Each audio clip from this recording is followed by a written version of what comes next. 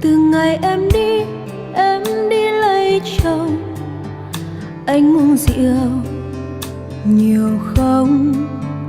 Trời mưa giông ướt má em hồng, sao không đợi ngày anh thành công?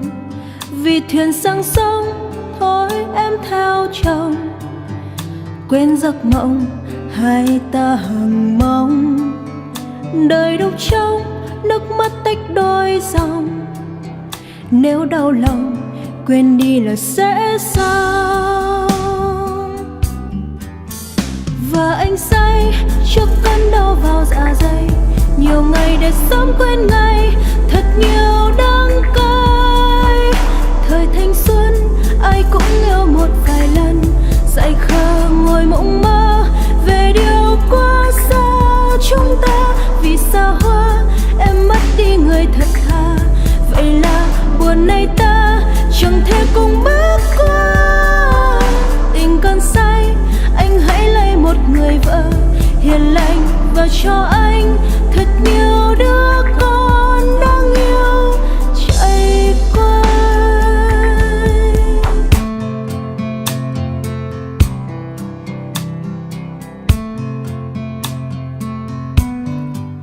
Từ ngày em đi lấy chồng, anh uống rượu nhiều không? Trời mưa giông ướt má em hồng, sao không đợi ngày anh thành công? Vì thuyền sang sông thôi em theo chồng, quên giấc mộng hai ta hằng mong.